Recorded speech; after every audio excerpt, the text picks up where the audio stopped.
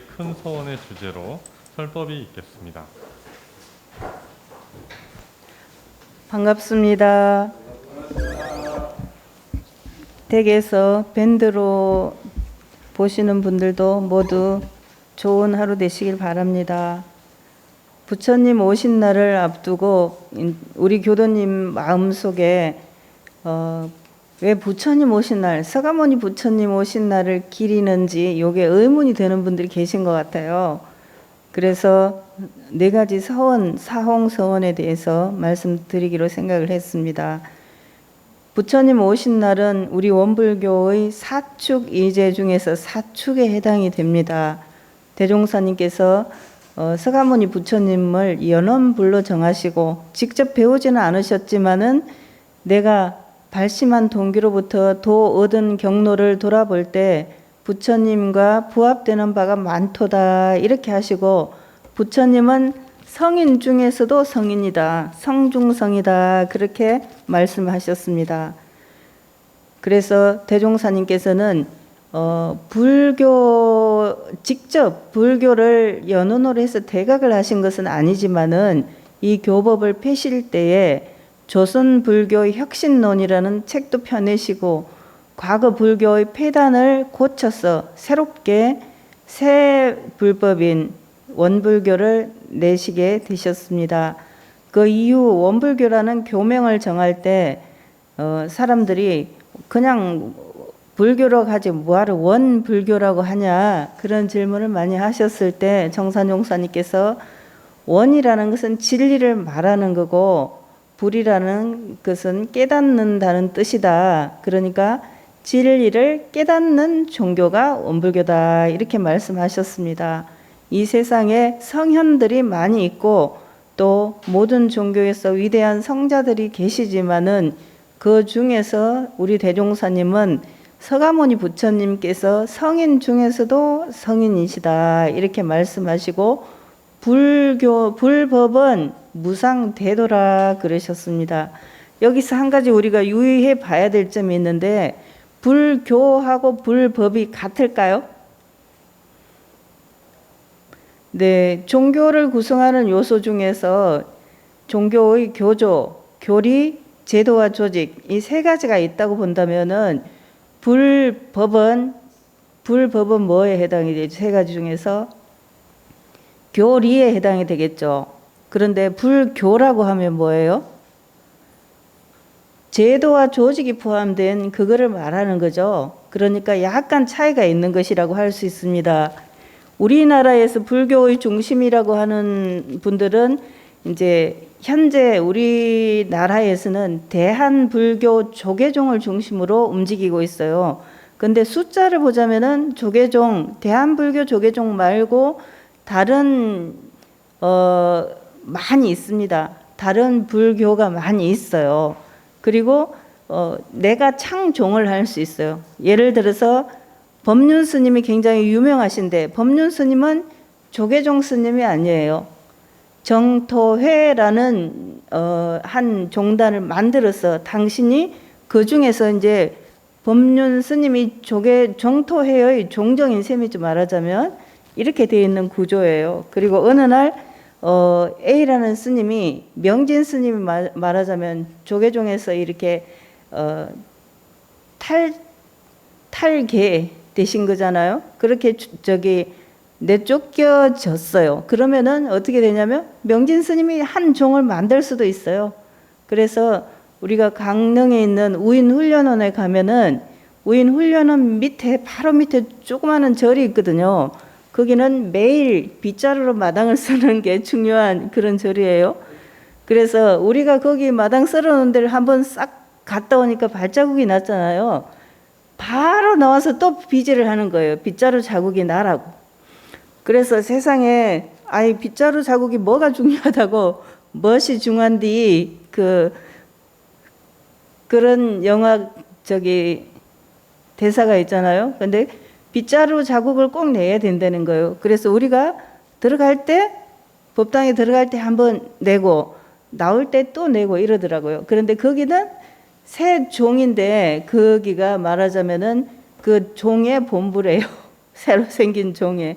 그래서 참 그 쉽게 종이 만들어지기도 하는데 우리 대종사님께서 불법을 숭상하신 것은 무엇을 말하냐면 그렇게 빗자루질을 중요하게 생각하는 그런 불교 교단을 말하는 게 아니고 부처님의 불법, 진리를 밝히신 그 불법을 중요하게 생각하셔가지고 그 불법을 드러내고 불법을 신앙에서 우리들이 직접 생활에 도움이 되게 하자는 그런 취지에서 서가모니 부처님께서 오신 날도 이제 초파일이라고 해서 불교에서도 길이지만 우리도 대종사님께서 연원불로 받드시고 성종성이라고 말씀하신 그 성자를 모시고 받드는 그런 시간이다 이렇게 생각하시면 되겠습니다. 그래서 혹시 마음에 우리는 불교도 아닌데 왜 부처님 오신 날 등을 달아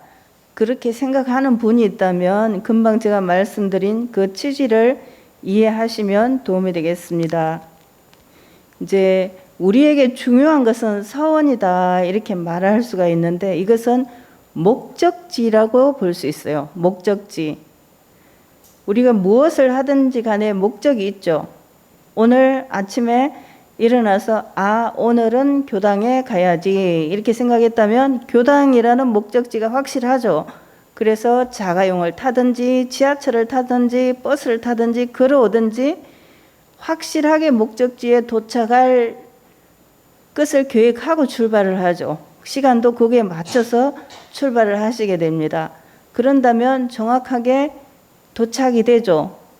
왜냐하면 늘 해봤기 때문에 오늘은 비가 오니까 한 5분 정도 시간이 더 걸리겠네 이렇게 하면서 5분 일찍 출발을 한다든지 이런 계획이 가능해요 우리들에게. 그래서 거기에 맞춰서 딱 이제 오시게 되고 오늘은 비가 너무 오니까 집에서 법회를 봐야지 그렇게 하면 그 목적지가 이제 집이 탁 되는 거죠. 그것이 정해지는 것, 그것이 서원이라고 할 수 있습니다. 서원.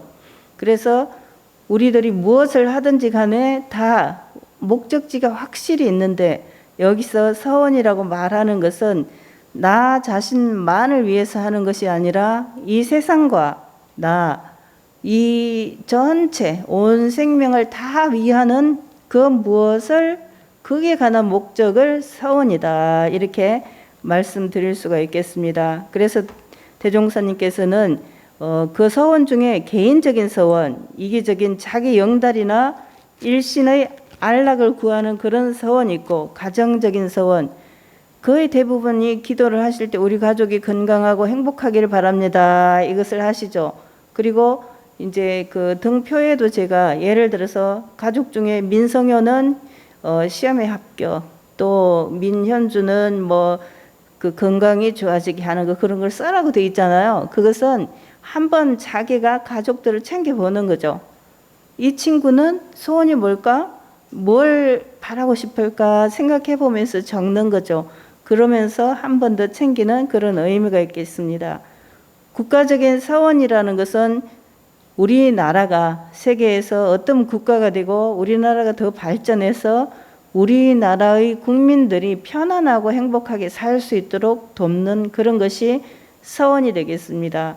정치인들이 자기의 표를 위해서 한다면 그것은 이기적인 원이 되겠죠. 그런데 정말 자네가 나가서 그러면 자네가 나가면 우리나라가 좋아질 거네 이런 생각이 드는 그런 마음이라면 그것은 국가를 위한 서원이 될 것입니다. 세계적인 서원은 국가를 초월해서 일본이 방사선 오염수를 바다에다 방류를 한다는데 이거는 우리가 생선을 앞으로 못 먹게 되는 일이 생길 거다. 이런 걸 걱정해서 지금 우리 그 청운회에서 서명운동을 하고 있잖아요. 몇 분이나 하셨는지 모르겠는데 가실 때 다 해주시면은 방류하는 데에 우리는 반대한다. 그런 의지 표현을 하시는 것이 되겠습니다. 아무튼 대종사님께서는 작은 욕심을 큰 서원으로 돌려 키우라 그러셨습니다. 그래서 우리들은 내가 지금 요만한 그런 서원을 가졌다면 조금 더 크게 그렇게 해야 되겠죠. 어떤 사람이 법륜 스님한테 질문을 하면서 왜 부처님은 엄청나게 자비로운데 저는 왜 이렇게 속이 좁을까요? 이런 질문을 하더라고요. 그러니까 법륜 스님 대답이 뭘까요? 당신은 비교할 때를 비교를 하시오. 예를 들면은 내가 가진 것이 10인데 한 20 이렇게 된다면은 그것은 이제 노력해 볼 만한 건데 내가 가진 것이 10인데 만, 천만 이렇게 되는 거하고 비교를 하면은 아무 해볼 요량이 안 나는다는 거죠. 그러니까 그런 것은 비교할 거리가 아니기 때문에 그렇게 하는 게 아니다. 이런 답변을 하셨는데, 아이, 참, 답변이 좋다. 그 질문한 사람이 약간 부끄러움을 느낄 수 있게 그렇게 된 것 같아요. 작은 욕심을 큰 서원으로 돌려 키우라 하셨습니다. 그것이 사자나 범을 잡으러 나선 포수가 토끼나 꿩을 보고 총을 쏘지 않는 것과 같는 거라고 볼 수 있겠지요. 사홍서원에서 이제 우리 교도님들은 다 서원을 가지고 계실 건데 아마 여기 계신 분들은 일단 서원의 종류가 개인, 가족, 국가, 세계 중에서 한 4단계 정도에 아직은 못 미치지만 그렇게 와 있지 않을까 생각이 듭니다. 그러시죠? 나는 아직 가정에서 조금 못 벗어났나? 이렇게 생각한다면 이제 3단계로 가시는 중이고, 가족은 나는 초월했어. 우리 가족도 있지만 S는 옆집 사람이 더 마음이 쓰이네. 그렇게 한다면 그 사람은 가족주의를 초월한 단계라고 볼 수 있겠죠. 그래서 자기의 정도가 어디까지 왔나 그것은 자기가 제일 잘 알아요. 사람들이 남이 나를 보고 너 참 잘한다. 그러면 기분이 막 좋아합니다. 그런데 너 왜 그래? 그것도 못해? 이렇게 하면 기분이 나쁘죠. 그런데 너 잘해. 너 그림 너무 잘 그리는구나. 우리 호사님이 그림 잘 그려갖고 이렇게 훌륭하게 전시해놨는데 그림 너무 잘 그리네. 그럼 기분이 좋죠. 기분이 좋아요. 그런데 어떤 사람이 아이고 그게 또 뭐 그림이라고 이렇게 한다면 기분이 나빠요. 그러면은 먼저 한 사람하고 뒤에 한 사람 말에 의해서 그림이 달라지나요? 안 달라져요. 전혀 안 달라지죠. 그런데 우리 마음은 칭찬을 하면 기분이 좋고 비난을 하면 기분이 나쁘고 그래서 남의 말 한마디에 마음이 왔다 갔다 하면서 지옥과 천당을 오가고 있는 중인 거거든요. 그러니까 결국은 무엇이 나를 기쁘게 하고 무엇이 나를 힘들게 하냐 하면은 나에 대한 평가, 나를 어떻게 생각하냐, 내가 나를 잘 알고 있기 때문에 그것이 정말 나는 이 정도가 부족해, 나는 조금 더 잘할 수 있는데 이렇게 하는 그렇게 하는 것이 더 합리적인 것이지 남이 나를 칭찬하거나 비난하거나 그것은 나한테는 그리 중요하지 않다. 물론 남이 나한테 충고를 한다면은 내가 무엇을 고칠까? 그 고칠 점을 찾아서 해보는 것은 필요하죠. 그렇지만 남의 말에 일희일비할 필요는 전혀 없다. 그렇게 생각할 수 있겠습니다. 이 서원이 중요하다 이렇게 생각하면서 왜 서원을 강조할까 할 때 서원을 강조하는 이유가 있겠죠. 왜 서원이 중요할까요? 첫 번째는 서원은 어떤 어려움이라도 극복할 수 있는 힘을 주기 때문에 그래요. 이제 어제가 스승의 날이었는데 기사에 보니까 젊은 선생님이에요. 선생님은 젊은데 학생들이 연세가 많아요. 그러니까 늦게 추우시면 끄시면 됩니다. 거기 끄드렸어요. 늦게 공부를 하느라고 만학도들이 있잖아요. 학생은 할머니들이에요. 할머니인데 선생님은 아마 그 젊은 한 30대나 될 것 같아요. 그렇게 생겼는데 스승의 날이라고 그 나이 드는 학생들이 젊은 선생님한테 꽃을 드리는 것을 봤습니다. 그 어른들이 여러 가지 굴곡을 겪으면서 인생을 살아오셨을 텐데 지금 와서 늦게 공부를 하는 거. 예를 들어서 공부를 안 한다 그래서 사는데 아무 지장이 없어요. 그 연세에 70 거의 되셨더라고요. 그러면 아무 문제가 없어. 그죠? 공부 안 한다고 누가 뭐라고 할 것이며 가방끈이 짧다고 해서 뭐 취직을 할 것이며 뭐 할 것이며 아무 관계가 없어요. 그럼에도 불구하고 공부를 하는 이유는 그분들이 공부를 하지 않았기 때문에 받은 서름이라든지 나도 정말 공부를 해보고 싶어. 제가 어릴 때 들으니까 그 노래 중에 그런 게 있더라고요. 이제 제가 정확하게 기억이 안 나는데 하도 어릴 때라 옆집에 머시기는 책가방을 싸서 학교 가라 하는데 나는 학교를 갈 수 없다 그런 노래가 있었어요. 그 노래를 생각할 때 그 만학도인 분들은 그렇게 공부하고 싶은데 못한 분들이겠죠. 그런데 지금이라도 할 수 있으니까 얼마나 기쁘냐 하면서 그냥 너무 행복한 그런 생활을 하시는 거죠. 그 칠곡 할머니 체, 글씨체가 생겼더라고요. 그것은 그 어른들이 늦게 한글을 깨쳐가지고 글을 쓰기 때문에 글씨가 삐뚤빼뚤하겠죠. 그것을 글씨체로 만들어가지고 칠곡 할머니 체 이런 것이 되어 있는 것을 보았습니다.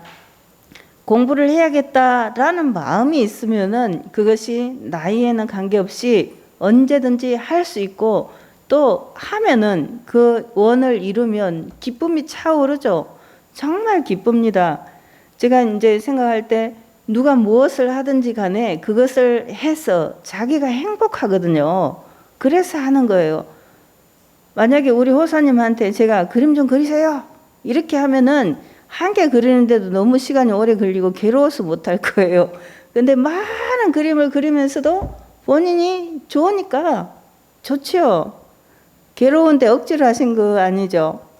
그러면은 그림을 그리면서도 즐겁고 또 다른 사람들이 좋아하니까 그것도 즐겁고 이렇게 되는 거잖아요. 그러니까 자기가 원이 있고 즐거우면 그 원을 이룰 수 있고 계속 할 수 있다. 그런 생각을 하게 됩니다. 서원이 있기 때문에 어떤 어려움이라도 극복하고 해나갈 수 있는 거죠. 두 번째는 서원은 방향을 정해주기 때문이죠. 방향. 나는 무엇을 할지. 요즘 그 손자 손녀들한테 물어보세요. 너 뭐 할래? 그러면 뭐라고 대답하는 애들이 많냐면 몰라요.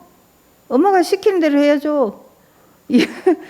우리 유치원 애들한테 물어보면은 잘 몰라요. 뭘 해야 될지 몰라요. 아직 안 정해졌어요.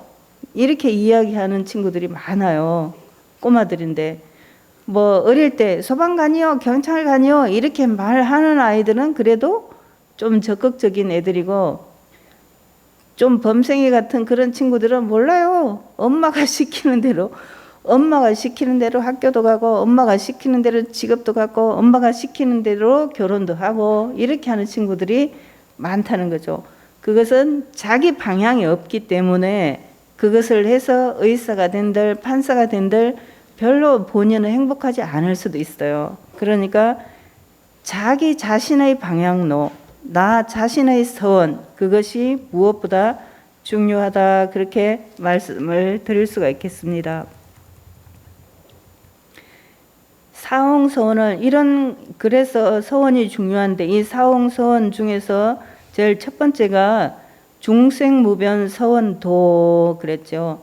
중생이 그냥 변이라는 것은 끝 한량이 없는데 그 중생을 다 내가 제도하겠다. 다 내가 제도하겠다. 이 도자는 건넬 도자, 제도할 도자, 이런 법도 도자 그렇게 해당이 됩니다. 제가 도타운인데 이 도자예요. 이 도자. 사람들이 길 도자로 잘못 생각하는 분들이 많은데 이 건넬 도자입니다. 중생이 한이 없지만은 그 중생을 다 제도하겠다.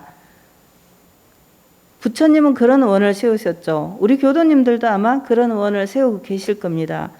그런데 그 큰 원을 부처님이 세우셔도 잘 안 될 때가 있어요. 언제 잘 안 될까요? 부처님이 아무리 큰 원을 세워서 내가 이 세상의 모든 중생을 다 제도하리라 해도 부처님께서도 이런 것은 잘 안 되더라 하신 게 있어요. 그게 뭐죠? 인연 없는 중생은 제도할 수 없다 그랬어요. 인연 없는 중생은 제도할 수 없다 그랬습니다. 며칠 전에 정업 어머니는 항마이가 되신 정업 교도님이신데 그 따님이 전화가 왔습니다.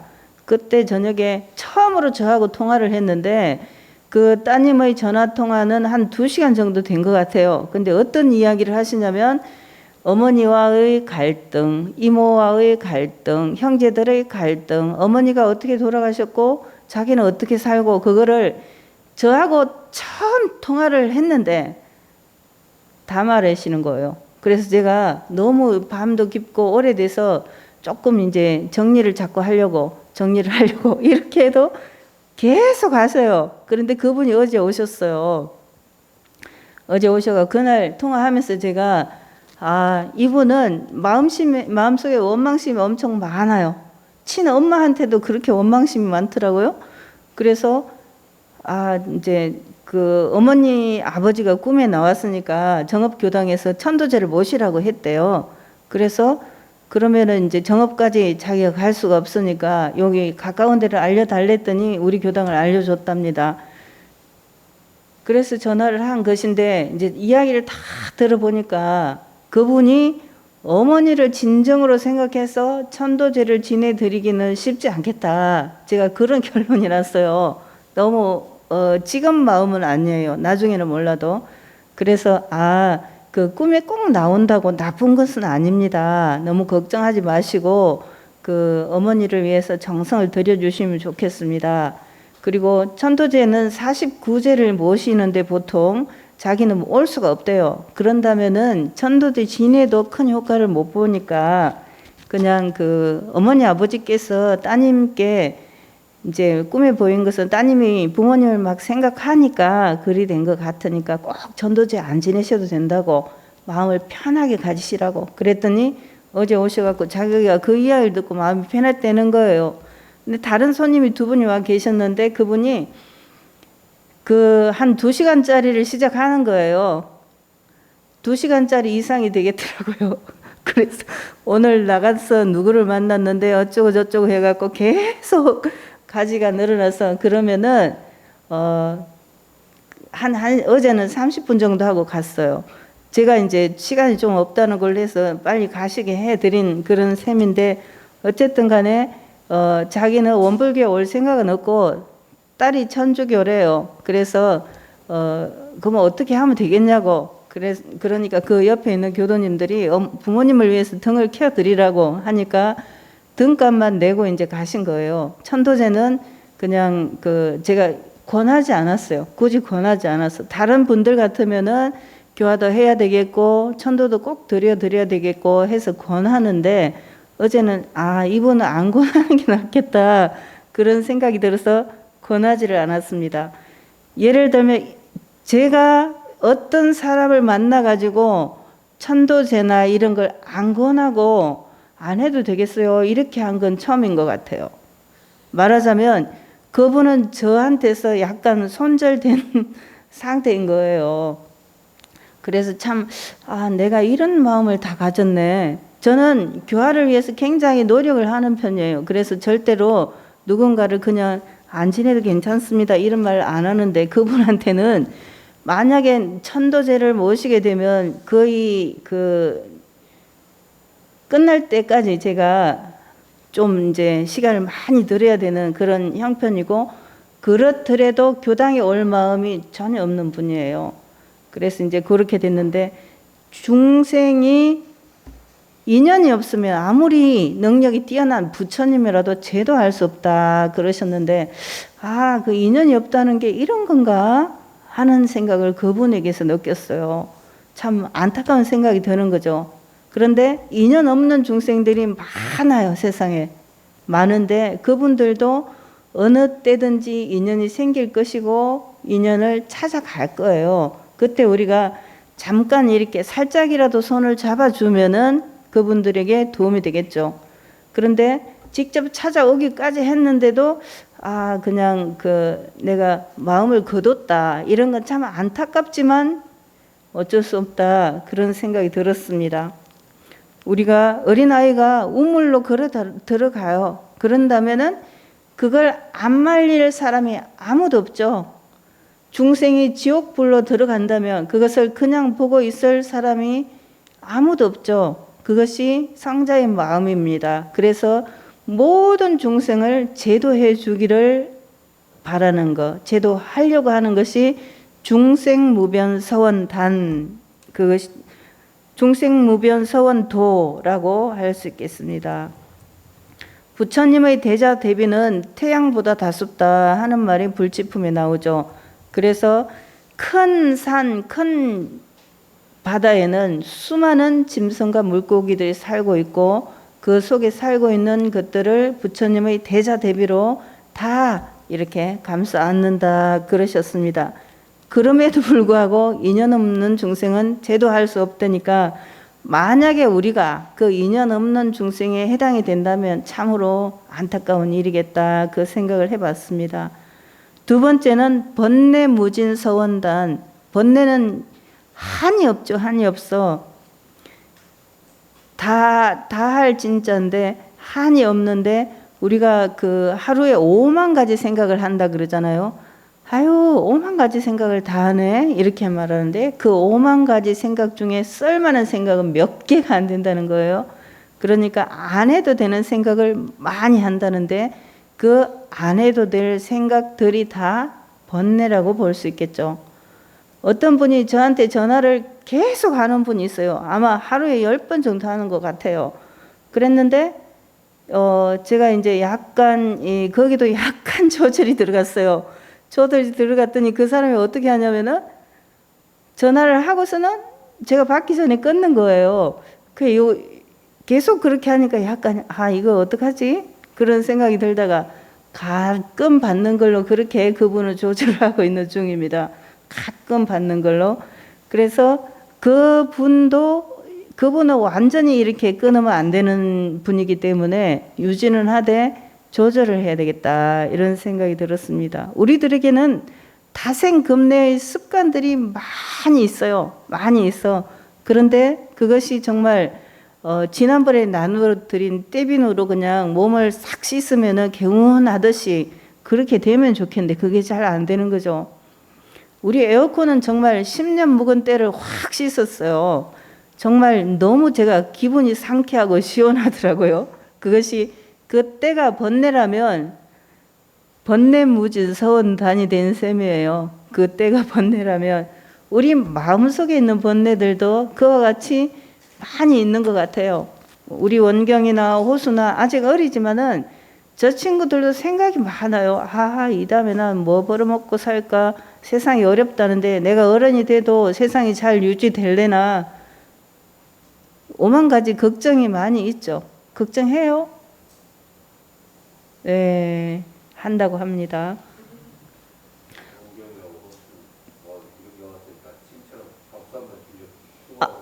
홍진수님이 원경이하고 호수를 위해서 박수를 쳐드리세요. 감사. 세상에 공짜는 없는 법이니까 박수값을 해야 돼요. 세 번째는 법문무량서원학이다 그랬습니다. 모든 성현들이 법을 내셨죠. 예수님의 사랑이나 부처님의 자비나 공자의 인이나 우리 대종사님의 은혜나 모든 성자들이 법을 많이 내셨어요. 그 법이 너무 많아. 그래서 어떤 사람이 그 얘기를 하더라고요. 불교의 바다에 빠지는 거래요. 지난번에 우리 교당에 온 그 노봉식 씨 같은 경우도 빠지지는 않았지만은 이제 약간 그 바다까지 못 갔고 강 정도 간 것 같은데 어디로 가야 될지 몰라가지고 그분은 서원이 확실하지 않아가지고 어디로 가야 될지 모르면서 막 궁금한 것만 너무 많아요. 이것도 궁금하고 저것도 궁금하고 그래서 계속 물어보고 있는 중인데 궁금해야 공부가 되는 건 맞아요. 학생들이 학교에서 선생님을 싫어하면 절대로 성적이 잘 안 나옵니다.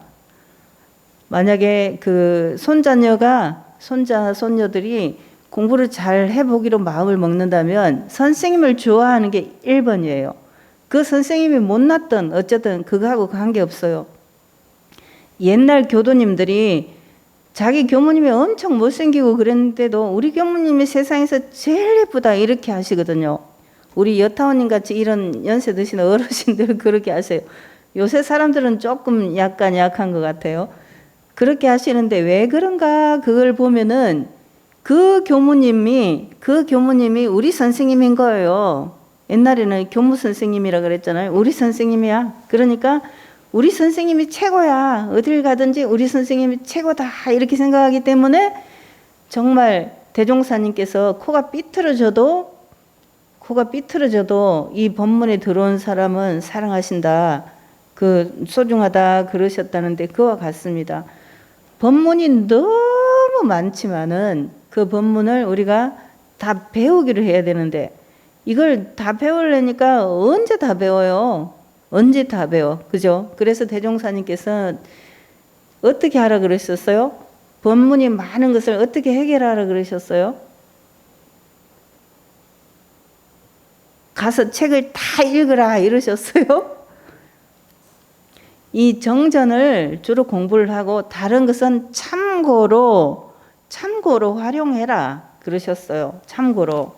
그러니까 불교의 바다에 빠지지 말고 우리가 건질 것은 그냥 아무리 법문이 많아도 그 법문이 많다고 해서 진리가 여러 개인 건 아니잖아요. 진리는 그냥 탁 있는 거죠. 탁 있는 건데 그것을 표현하는 수단, 표현하는 방법이 여러 가지이기 때문에 팔만장경이 생겨난 거죠. 그 가운데 우리가 제일 간단하게 말하면은 이론상이에요. 이론상. 한마디로 말하면 그것을 두 마디로 하면 불생불멸과 인과보응이다 이렇게 할 수 있고 그것을 조금 더 세분해서 말하자면 사은사요 삼학팔조 이렇게 할 수 있는 거죠. 그것을 구체적으로 실천하는 방법이 일상수행의요법과 훈련법 이렇게 볼 수가 있겠습니다. 그러니까 법문이 많아서 그 법문을 배워야겠는데 오늘부터 책을 몽땅 쌓아놓고 공부를 하자 이렇게 해서는 해결이 절대로 안 되는 거죠. 성현들이 내주신 법문이 그 법문이 요지가 딱 있잖아요. 그 요지만 딱 잡고 그것만 공부를 하면 돼요. 그것을 하기에 우리 원불교가 너무 잘 돼 있는 거죠. 정전을 탁 보고 정전을 빨리 읽는 방법은 굉장히 좋은 방법이 있어요. 혹시 아세요? 홍진수님 알아요? 제일 좋은 방법이 뭐냐면은 정전 헌배 정전 108배 그거를 하면요 한 권을 탁 읽은 것이 돼요. 제일 앞에부터 법이 든 것까지. 그러니까 매일 30분 걸리거든요. 그게 매일 절하기가 힘들면 앉아서 듣기만 해도 되죠. 그러면은 정전을 한 번 탁 읽은 것이 돼요. 매일 한 번 읽으면은 분명히 변화가 오겠죠. 그것을 만약에 우리 교도님들이 여타원님이나 우리 해타원님이나 다들 오래되신 분들은 50년 넘게 다니셨죠. 매일 한 번 했다면 그걸 50년 곱하기 365 얼마예요? 그렇게 다 되겠죠. 그러니까 도사가 됐을 거예요. 지금 살 날이 한 100살까지 산다면 4, 50년, 30년 이렇게 남았잖아요. 그때 그걸 계속 듣기만 해도 얼마나 좋겠어요. 그런다면은 정말 그 팔만장경을 읽는 것보다 훨씬 효과적일 것 같아요. 그러니까 나는 진리를 깨치고 싶다라고 생각이 든다면 그것을 해보시기 바랍니다. 법문을 꼭 배워야 되겠다 하는 그런 서원이 확실하다면은 배워질 겁니다. 이제 이런 것도 방법인 것 같아요. 호사님 같이 법문을 그림으로 표현을 하고 있잖아요. 그러면은 다른 사람들이 볼 때 더 이해가 빠르죠. 글씨로 되어 있는 것보다 그림으로 그려져 있는 건 더 이해가 빨라요. 그러니까 다른 사람에게 전하는 효과도 좋고 본인의 경우에도 이 법문을 이렇게 그려볼까 저렇게 그려볼까 연말을 하면서 공부가 되겠죠. 그래서 저는 호사님이 화가로서 훌륭하다 이런 것보다도 공부인으로서 참 멋지다 이렇게 칭찬을 해드리고 싶어요. 불도 무상 서원성. 불도가 미가 한량이 없지만은 그것을 꼭 이루겠다. 예를 들면 우리가 여기서 해당되는 거는 우리 정전에서 어디에 해당이 될까요? 불도 무상 서원성일 때 정전 어디에 해당이 될까요? 이거는 현중님 정전 어디에 해당이 돼요? 요새 공부를 열심히 하는 게 윤향재님이에요. 그 공부담 보시면 알겠지만 열심히 하고 있는 중이에요. 그 남편은 어떤가 모르겠어요. 그 남편도 열심히 하고 있어요. 네, 불도 무상 할 때 이 우리 정전에는 햇사님 어디인 것 같아요? 우리는 법의 등급에서 대강 열애위가 되겠죠. 불도 무상 제일 위가 대강 열애위예요. 그러니까 불도 무상 서원성 할 때 우리가 이 서원은 대각 열애위가 되겠다는 서원을 세우는 거죠. 뭐 이제 아까 그 법륜스님한테 질문한 사람이 자기는 요만한데 부처님은 대자대비더라 그렇게 비교하는 것처럼 생각할 수도 있는데 우리는 사다리가 탁탁탁 돼 있잖아요. 그래서 보통급, 특신급, 상정급 이렇게 착착 올라가게 되기 때문에 지금 계속 올라가고 계신 거예요. 그러면은 시간이 좀 걸리겠지만은 언젠가는 되는 거죠. 정산 종사님께서 내가 다른 건 몰라도 이 법으로 부처되는 것은 확신한다 그러셨거든요. 네. 사홍서원이 정말 우리에게 소중한 것인데 이 소중한 것을 잘 이룰 수 있는 그런 올해 부처님 오신 날 즈음에 꼭 이 다짐을 더 해보면 좋겠습니다. 그래서 가 없는 중생을 다 건지고 끝없는 번뇌는 다 끊고 한 없는 법문은 다 배우고 위 없는 불도를 다 이루게까지 서원하고 또 서원하고 공부하고 또 공부를 해봅시다. 그 공부를 하는 데에 천숙에 4가지가 더 있다 이렇게 한 것은 사실은 그 공부가 어디에 있냐면 다 내 마음 속에 있다는 거예요. 그래서 내 마음 속의 중생을 먼저 제도하고 내 마음 속의 번뇌를 먼저 끊고 내 마음 속의 법문을 먼저 배우고 내 마음 속의 불도를 이루기를 맹세코 해야겠다. 그냥 우리가 뭘 할 때 꼭 해야 돼 할 때 맹세를 한다 그러잖아요. 그냥 해야 돼 이게 아니고 꼭 해야 돼 이렇게 생각을 하시면 좋겠습니다. 올해 부처님 오신 날을 즈음해서 우리가 사홍서원을 나는 꼭 이루어 보겠다 하는 그런 서원을 세우시고 그와 같은 공부를 함께 하시면 좋겠습니다. 고맙습니다.